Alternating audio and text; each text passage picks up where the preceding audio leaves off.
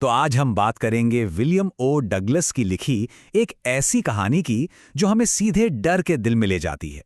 यह सिर्फ पानी के डर की कहानी नहीं है, बल्कि उस गहरे खौफ पर जीत पाने की कहानी है जो हमारी जिंदगी को जैसे जकड़ लेता है। चलिए गोता लगाते हैं इस एक्सपीरियंस में। कहानी में आगे बढ़ने से पहले एक पल के लिए सोचते हैं, क्या कभी ऐसा डर महसूस हुआ है जो सोचने समझने की शक्ति ही छीन ले? मतलब वो असली कच्ची दहशत आखिर होती कैसी है? क्योंकि यही वो एहसास है जो इस पूरी कहानी की जान है। और बस इन्हीं शब्दों के साथ वो भयानक एक्सपीरियंस शुरू हो जाता है। एक ऐसा डर जिसके आगे कोई लॉजिक, कोई हिम्मत काम नहीं करती। आइए महसूस करते हैं डगलस के उस पल को। अब देखिए, कहानी में एक बहुत ही इंटरेस्टिंग ट्विस्ट है। हम सोचते हैं कि डर की वजह वो एक बड़ी दुर्घटना थी, पर ऐसा है नहीं। इस डर का बीज तो बहुत पहले उनके बचपन की यादों में ही पड़ चुका था। तो होता क्या है कि डर ना धीरे धीरे हमारी जिंदगी में जगह बनाता है।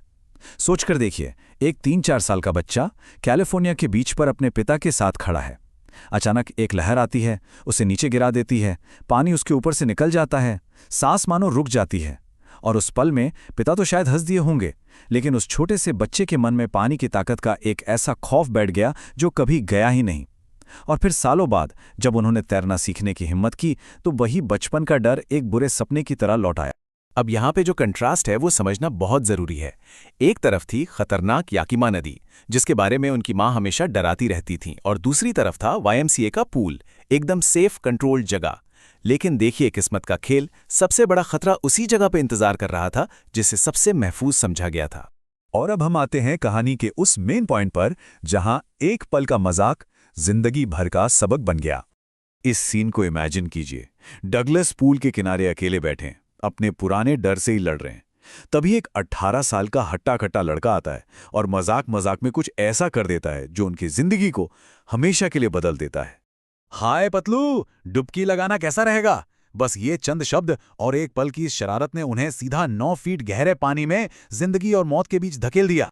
डर में ना इंसान का दिमाग कैसे काम करना बंद कर देता है, ये लाइन इसका परफेक्ट एग्जाम्पल है। वो 9 फीट, उन्हें 90 फीट की गहराई लग रहे थे। हर एक सेकंड एक सदी जैसा लग रहा था और फेफड़े जैसे फटने को थे। देखिए, शुरू में तो दिमाग चल रहा था, एक प्लान था, जैसे ही पैर नीचे लगेंगे जोर से ऊपर की तरफ उछलना है। लेकिन जब वो कोशिश फेल हो गई और पानी ने मुंह को बाहर नहीं आने दिया, तब असली पैनिक शुरू हुआ। दम घुट रहा था और गला चीखना तो चाहता था, पर कोई आवाज ही नहीं निकल रही थी। और फिर आता है वो पल जब दिमाग भी हार मान लेता है। एक कोरा अंधा डर पूरे शरीर पर हावी हो जाता है। हाथ पैर अकड़ जाते हैं, शरीर पत्थर जैसा बन जाता है। ये वो फीलिंग है जिसे शब्दों में बताना मुमकिन नहीं है, सिर्फ महसूस किया जा सकता है। ये लाइन दिखाती है कि वो किस हद तक बेबस हो चुके थे। सोचिए, डर इतना हावी कि चीखें भी गले में ही जम जाएं। उस अंधेरे में सिर्फ दिल की तेज धड़कन और सिल का भारीपन ही उनके जिंदा होने का एहसास दिला रहा था। और फिर अचानक सारा संघर्ष खत्म हो गया। हाथ पैर ढीले पड़ गए, दिमाग में शांति छा गई, डर भी गायब हो गया। एक अजीब सी खामोशी ने उन्हें घेर लिया और फिर सब कुछ अंधेरे में डूब गया, मानो जिंदगी का पर्दा गिर गया हो। तो डूबने का जो स्ट्रगल था वो तो खत्म हुआ, लेकिन असली लड़ाई तो अब शुरू होने वाली थी। वो फिजिकली तो बच गए थे, लेकिन वो घटना उनके दिमाग में एक ऐसा गहरा जख्म छोड़ गई जो सालों तक भर नहीं पाया। ये मैप दिखाता है कि वो डर उनकी जिंदगी पर कैसे हावी हो गया था। हर नदी, हर झील, चाहे वो डेशूट्स हो या कोलंबिया, उन्हें उस पूल की गहराई की याद दिलाती थी। पानी से जुड़ा हर मजा, हर एडवेंचर, उस डर ने मानो छीन लिया था। और ये सिर्फ दिमाग ही नहीं था, इसका असर उनके शरीर पर भी दिखता था। जरा थी घबराहट में पैर कांपने लगते, पेट में अजीब सा महसूस होता, एक बर्फीली दहशत जैसे दिल को जकड़ लेती। फिशिंग का सुकून, बोटिंग का मजा, तैरने की आजादी, सब कुछ उस एक डर ने छीन लिया था। उनकी दुनिया बहुत छोटी होकर रह गई थी। लेकिन सालों तक इस डर के साथ जीने के बाद आखिरकार उन्होंने फैसला किया, बस अब और नहीं।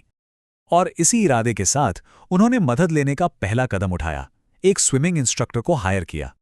और देखिए उनके इंस्ट्रक्टर का तरीका कितना कमाल का था। उसने सीधे डर से भिड़ने को नहीं कहा, उसने डर को छोटे छोटे मैनेजेबल हिस्सों में तोड़ दिया। पहले सिर्फ रस्सी के सारे पूल पार करना, फिर पानी में सांस को कंट्रोल करना, हफ्तों तक सिर्फ पैर चलाने की प्रैक्टिस। धीरे धीरे एक एक करके इन सब हिस्सों को जोड़कर उसने सिर्फ एक तैराक नहीं बनाया, बल्कि एक खोया हुआ कॉन्फिडेंस वापस बनाया। इंस्ट्रक्टर ने तो अपना काम कर दिया था, डगलस अब टेक्निकली तैर सकते थे, पर असली इम्तिहान तो अभी बाकी था। क्या वो इस डर का सामना तब भी कर पाएंगे जब आसपास कोई बचाने वाला ना हो? और ये जो स्लाइड है ना, ये उस जबरदस्त मेंटल शिफ्ट को दिखाती है। अब जब भी डर की हल्की सी आहट होती तो डगलस उससे भागते नहीं थे, बल्कि पलटकर उसे चैलेंज करते थे, जैसे डर से कह रहे हो, अच्छा मुझे डराओगे, ये देखो। उन्होंने डर का शिकार बनने से इनकार कर दिया था। अब वो शिकारी बन चुके थे। लेकिन वो सिर्फ इतने से खुश नहीं थे, उन्हें इस डर को हमेशा के लिए खत्म करना था। इसलिए उन्होंने खुद को और भी बड़े चैलेंज दिए। पूल में अकेले तैरना, फिर एक बड़ी झील में 2 मील तक तैरना, और आखिरी में वार्म लेक के ठंडे पानी में तैरकर उस आखिरी शक को भी हमेशा के लिए डुबो दिया। और इस पूरे सफर के बाद उन्हें एक बहुत गहरी बात समझ आई। उन्होंने मौत को बहुत करीब से देखा था, और उस बेहोशी के पल में उन्हें डर नहीं बल्कि शांति महसूस हुई थी। उन्होंने सीखा कि असली चीज मौत नहीं है जो डराती है, बल्कि मौत का डर है जो हमें डराता है। उनकी अपनी ये जो सीख थी वो उस महान बात से जाकर जुड़ गई जो प्रेसिडेंट रूजवेल्ट ने कही थी, जिस एकमात्र चीज से हमें डरना चाहिए वो स्वयं डर ही है।